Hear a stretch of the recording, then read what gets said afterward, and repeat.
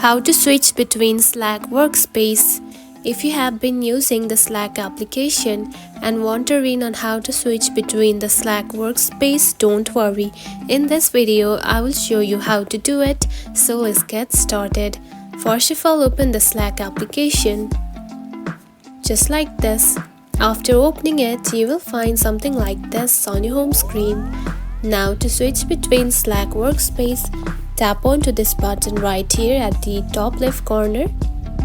Select it. Then here you can find the Workspaces right here. Now to switch between them, simply choose one or the other, just like this. And now you can see it is now switched. Now do the same process with other Workspaces as well. And that's it. This is how you can switch between Slack Workspaces. It is a very easy process, right? If you found this video helpful, don't forget to like and subscribe for more tips. Thanks for watching.